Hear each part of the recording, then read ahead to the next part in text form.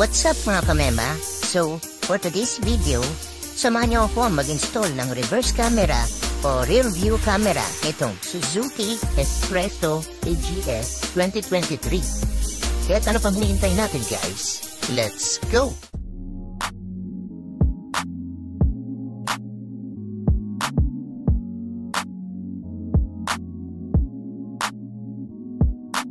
Una, tanggalin muna natin itong ating dashboard cover gamit ang trim removal toolkit para hindi ito magisgasan at madali nating matungkab.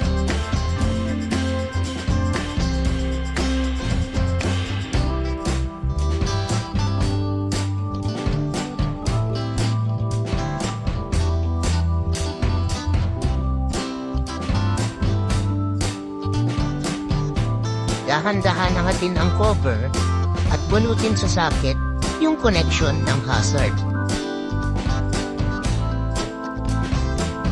Sunod ay tanggalin na natin ang dalawang tornilyo sa magkabilang gilid.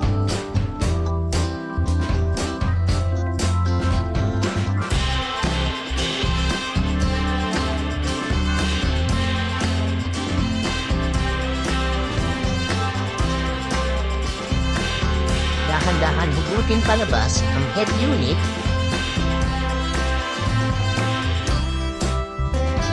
at isa-isang bunutin ang mga socket na nakakabit.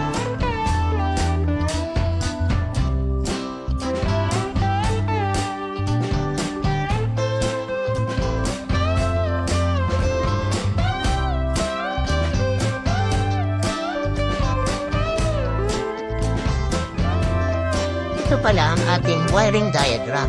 Ito ang ating magiging guide sa pag-install nitong ating reverse camera at mas pinadali ko na din ito para siguradong maintindihan ito ng mga manonood na mga nalilito, mga hirap sa paggamit ng wiring diagram at dun sa nawala ang kopya nito.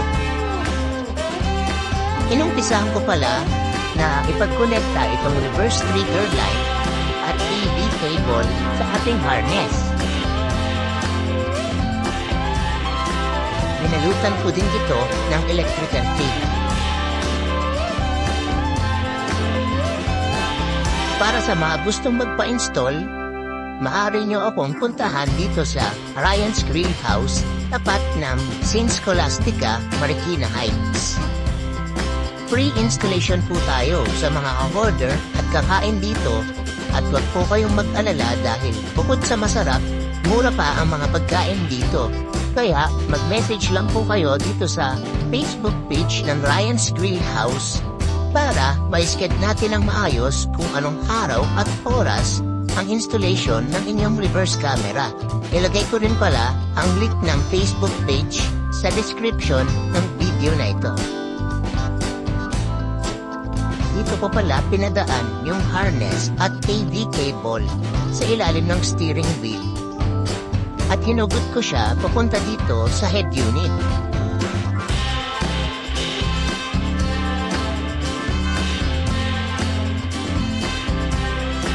Ngayon, isasaksak natin itong harness dito sa socket na colored green na nasa likod ng ating head unit.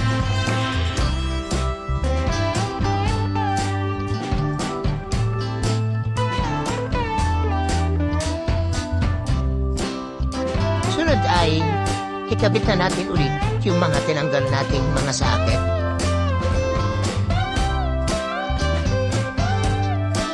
Siguraduhin nyo lang din na nakasaksak mabuti ang mga ito.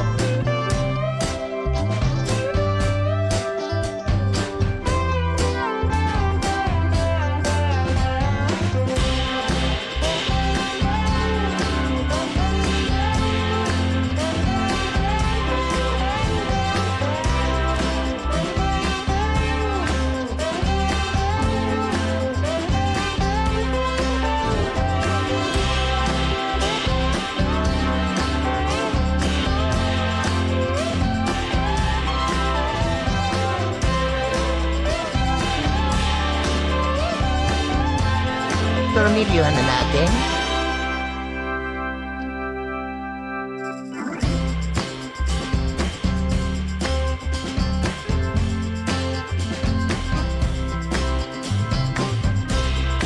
Ikabit ang connection ng hazard.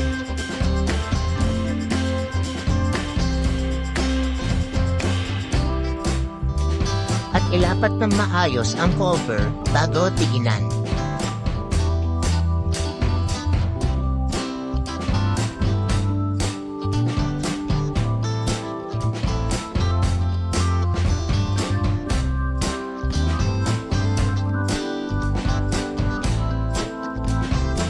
Next is, pagagapangin natin itong wire hanggang sa likod.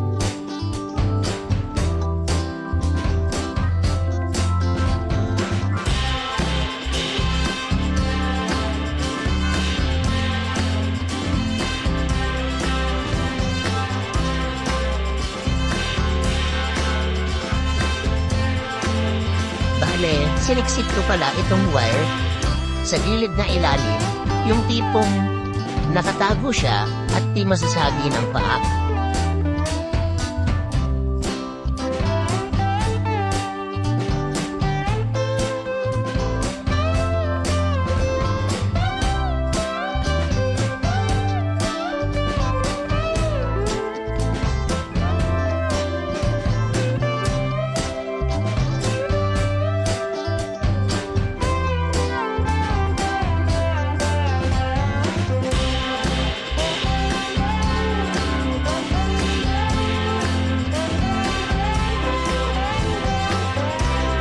Sa gawing likod naman ay dito ko siya ipinasok hanggang lumusot siya sa ilalim.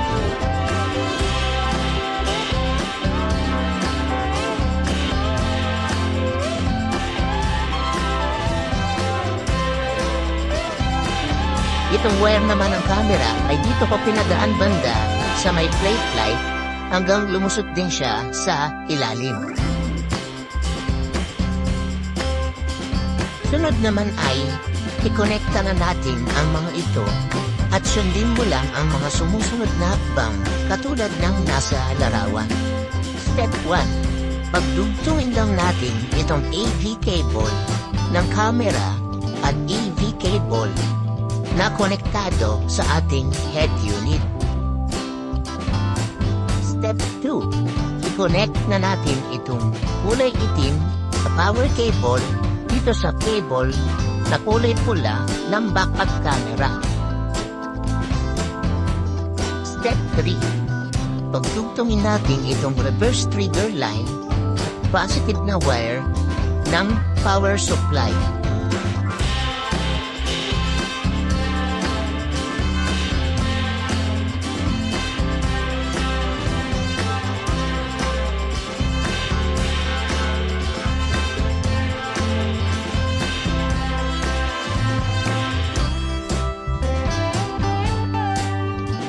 Binalutan ko din ito ng electrical tape.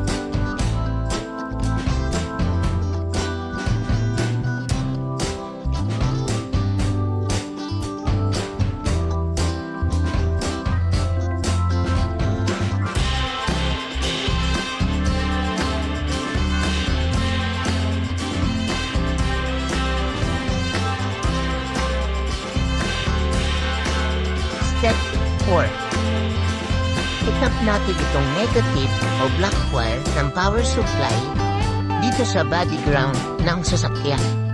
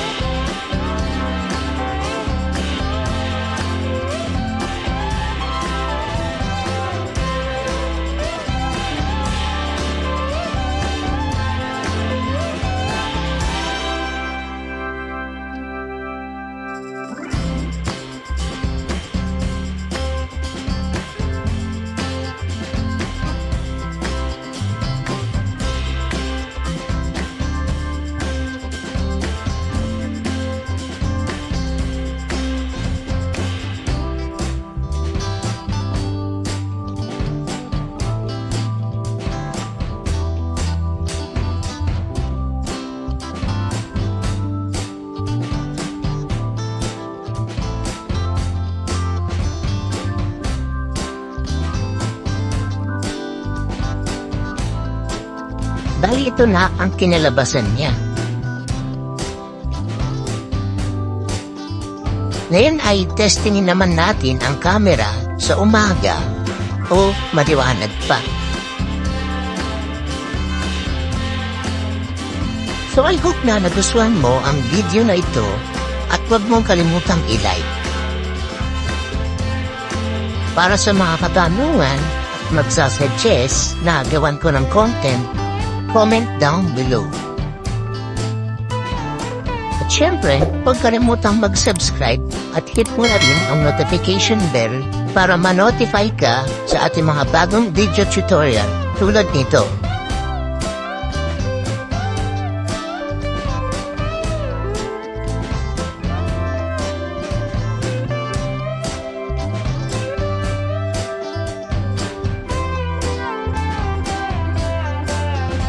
Muli, ito po ang inyong lingkod na si Mr. Melman.